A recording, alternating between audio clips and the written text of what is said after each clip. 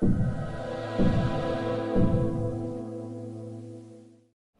morning, everyone. My name is Doug Limbach. I'm a patent attorney, and I'm going to spend a few moments here talking about recent developments in intellectual property law. A bit of quick background. I'm a partner at an intellectual property law firm, Shay Glenn, 12 attorneys up in Silicon Valley.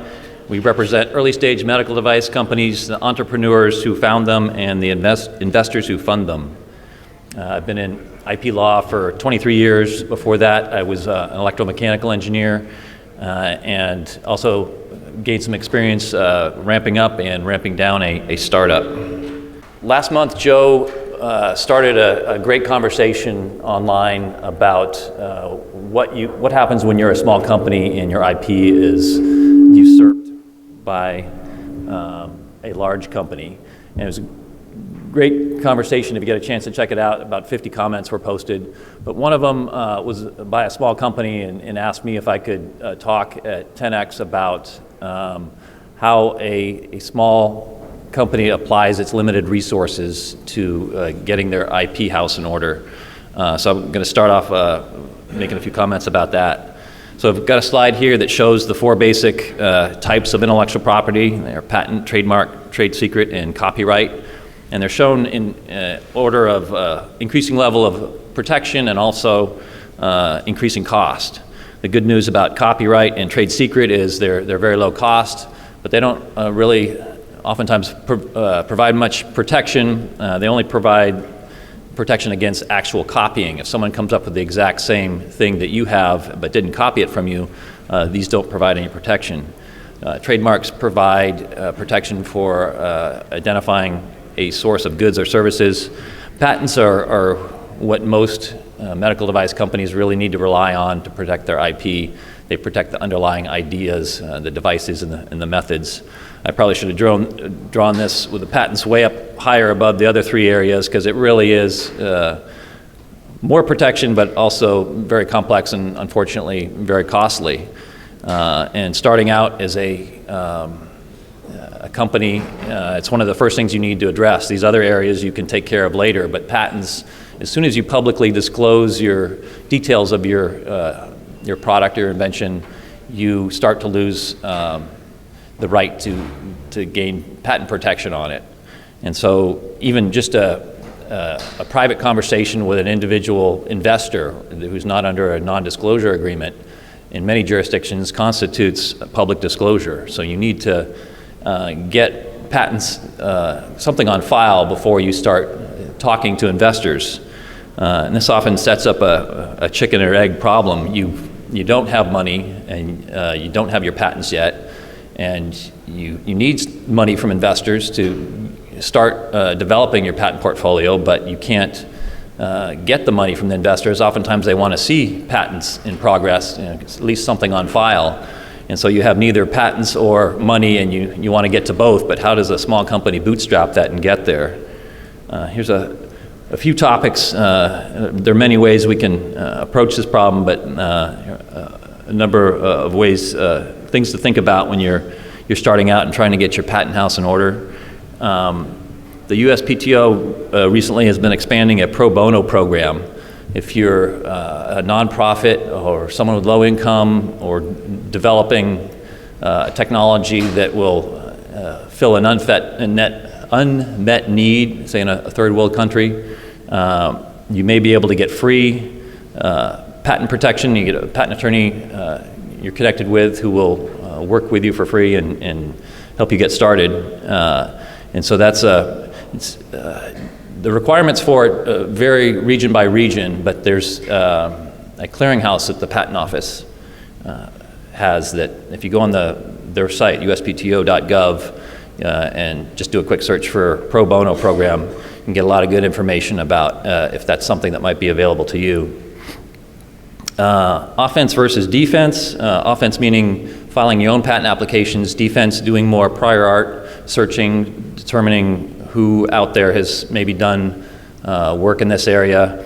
If you can't afford to do both, and you really want to put your money into offense, getting your patent applications on file, you do want to spend at least a minimum threshold of your resources doing prior art searches, pick the low-hanging fruit, make sure there's no one out there doing exactly what you're doing.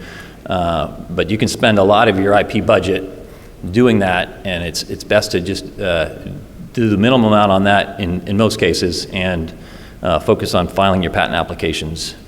Provisional patent applications are a cheaper way to go. You need to really understand the trade-offs between saving money early on provisional patent applications versus the risk you're taking by not doing a non-provisional patent application. You can literally take a company's PowerPoint presentation, put a cover sheet on it, and file it in the patent office as a provisional patent application, and that suffices. I mean, the good news is there's very low formal requirements at the patent office for a provisional patent application. You could even put a sketch of your idea on a cocktail napkin and file that as a provisional patent. But down the road, it's likely not going to provide the support. You may end up with no patent protection if you skimp early on. So just listen very carefully to your patent attorney about the risks versus the cost savings on provisional patents. If you can avoid them altogether, that is preferable. Timing of patent filings and NDAs, you want to get something on file before you talk to a VC. Sometimes you're not able to do that, and you want them to sign a non-disclosure agreement. More often than not, VCs will not sign NDAs. They don't feel the need to do that, and particularly typical NDA is often 2, 3, 4 pages. It binds them in perpetuity, or 5 or 10 years at least, to keep your information confidential. A strategy I've found that can work when VC says they won't sign an NDA is just structure a very simple one, a half page, a paragraph, that just very concisely says, hey, I just need you to keep this confidential for 2 months, and enough time to get your provisional patent application filed, so you're not losing foreign filing rights. And oftentimes, VCs will be understanding and say, okay, that's something I can sign. Strategic foreign filing, you can later on, after a few years, into your company, you will be spending great amounts of money on your foreign filing. Think early on. You want to keep your options open, but you want to identify as early on as you can what countries you're really going to need protection in, and don't try to cover the whole globe. Every country you think you might make, use, or sell your product, obtain filing there. Oftentimes, just 80% or some key markets. If you scale back on the foreign filing, you can save quite a bit of money. Invention review boards, again, when your company's more established. I mean, early on, usually the founder is the inventor, is the CEO, and it's very easy to sit down with a patent attorney and determine what's most important to patent. But as the company gets bigger, you've got different stakeholders. There are many different things you can patent, and oftentimes the trap that people fall into is they file what's most urgent. They've got a new something they just developed, and they want to put it into a published paper or go to a trade show and make it public. And so we've got to file a quick patent application on that. And if the budget only allows for, say, 3 or 4 patent filings a year, and those are all used up on these urgent, quick filings, there may be something more important that doesn't get filed. And if you've got a process in place with an invention review board that really looks at what are the most important features of your product that are going to allow you to succeed commercially, that can be a much more strategic way of maximizing your IP budget. And be sure to include not just your engineers, your VP of R&D, and your business folks on that board, but you want to get people from sales, marketing, regulatory, and all the disciplines of your company really weighing in on what that is most important for to be filing your patent applications on.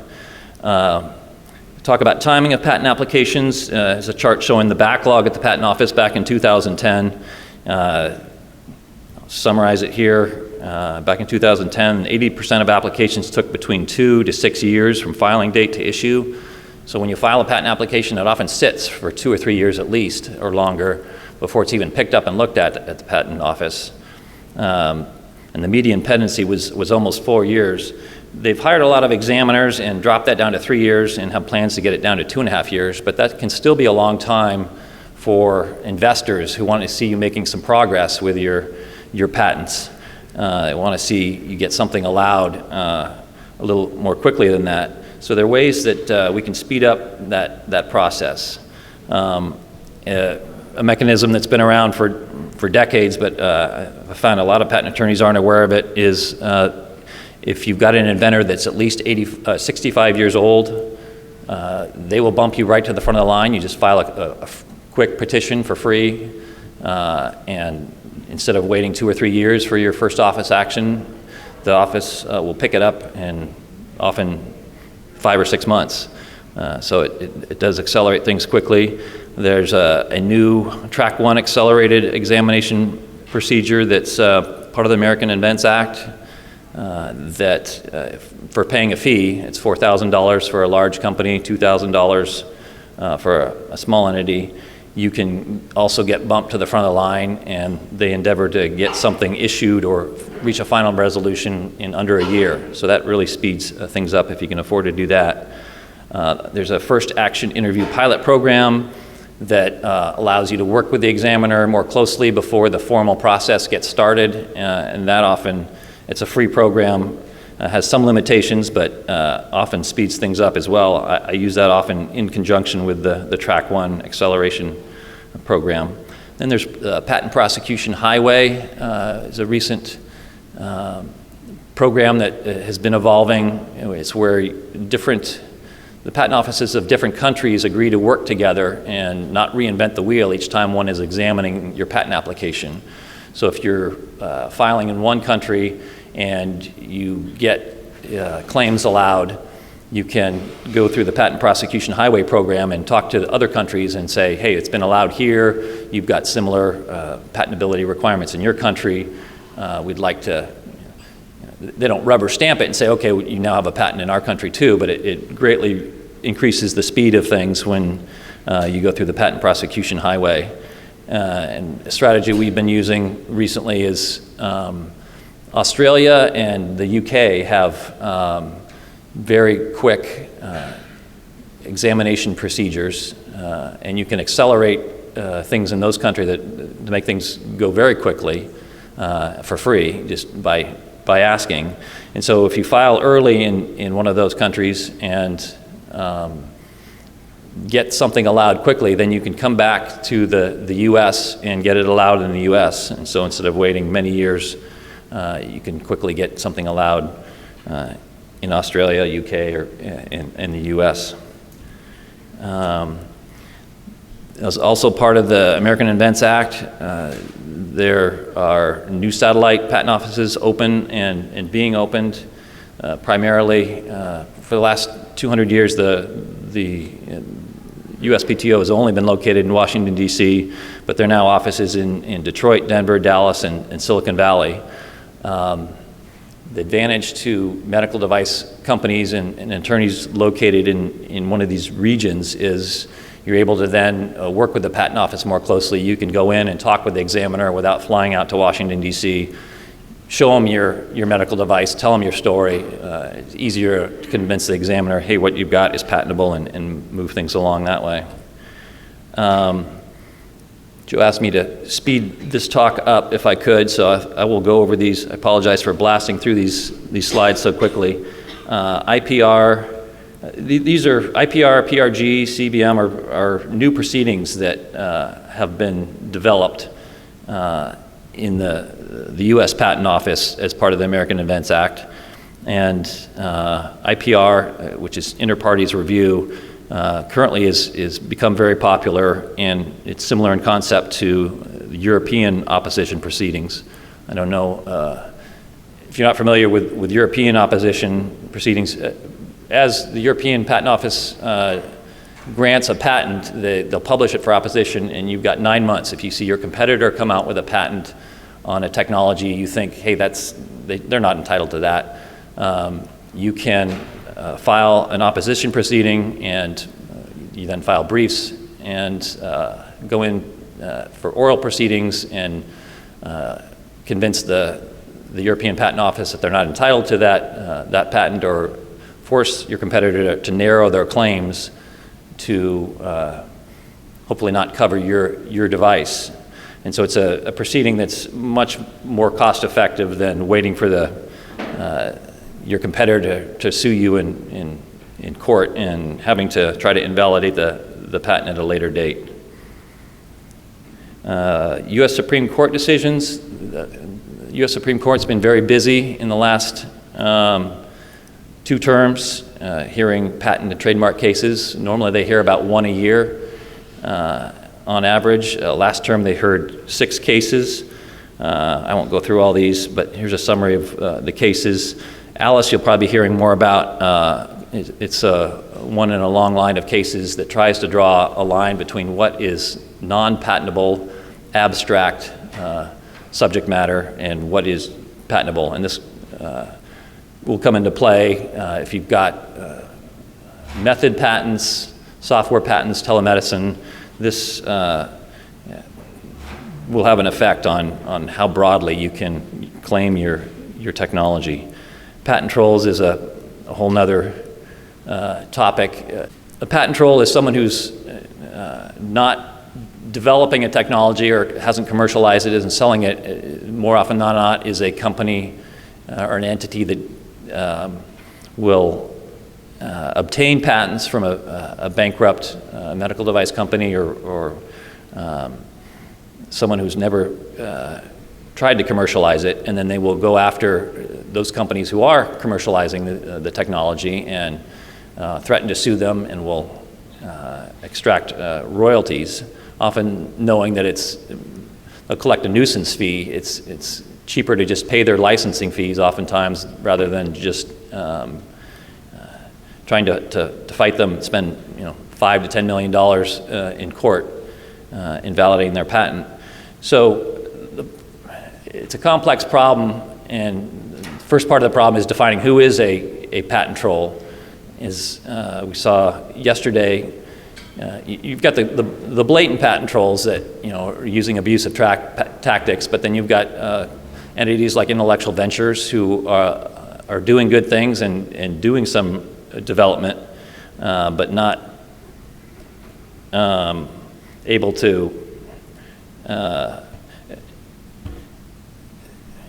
Someone like Intellectual Ventures, you'll get people saying they're a patent troll, they need to be clamped down on. You'll get other people saying they're not. You've got people at the other end of the spectrum, like universities and federal research labs that are doing great research and patenting it, but not commercializing it. So just defining who is a patent troll is tough enough. So there's pending patent legislation that is clamping down on that. Last year, it stalled in the Senate, but this year there are several bills that need to be consolidated, but it's been a bipartisan effort, and there is hope that a bill will be passed this year. And then I'll just give you a wrap up with a quick trademark law update. Most of us thinking of trademark think of words or phrases or logos, the more traditional trademarks. But there's evolving trademark law where non-traditional mechanisms such as colors, sounds, scents, flavors, or textures can be used as a trademark to identify a source of goods or services. So I can give you some examples of where you've got 2 colors that are used as just by themselves as a trademark without any name, and that's the John Deere outdoor farm equipment. They've used the green and the yellow color scheme to protect their equipment. So then the question comes up, well, can a single color be claimed as a trademark? And yes, that is possible to do, and it's been done by Tiffany. They've trademarked their color of blue. UPS has trademarked Pullman brown. Target, I don't know that they've trademarked the color red, but it's a principal part of their trade dress. Orange for Home Depot, magenta by T-Mobile. So there are limitations. You can't just pick a color and say that's going to be my trademark. One of the major limitations is it can't be functional. And there's two types of functionality that courts look at, utilitarian and aesthetic. An example of a utilitarian functionality, there was a case, earplugs have been sold since the 1980s, were bright green, and they tried to assert that as a trademark. And it was considered functional in a utilitarian sense because the bright green color showed people that they were, you could see them in someone's ears, so it served a function. So oftentimes it's, not a major function, but just if it disadvantages your competitors at all, the courts will not allow you to hold it as a trademark. An example of an aesthetic trademark functionality, John Deere tried to use just the green without the yellow as a trademark. And the courts found that no, that the color green is functional. Turns out that farmers want their loaders that they're towing behind their tractors to be the same color. They don't want to have two different colors. And so you'd be putting the loader manufacturers at a disadvantage if they couldn't use the John Deere green to put on their loaders to match those tractors. So I won't go through all the tests on that. Here's just a quick example of how it played out in a medical device case. Acacia was developing a medical syringe product and using orange markings and text on it, and the court found that no, that was functional because orange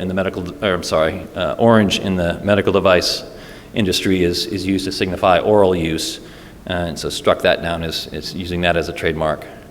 So here's contact information if you're interested in more developments in IP law. There's our firm's website. I've been developing a site, MedTech Briefs, putting more and more resources on there, and you can go there and sign up for periodic updates. Quarterly I put out updates, not just on IP law, but on a number of things of interest to the medical device community, having to do with regulatory and medical device tax and other things. Then of course there's the medical device group discussions online that Joe does a good job of starting those up on the main group, but there's also an intellectual property subgroup that has some good discussions on it on a weekly basis.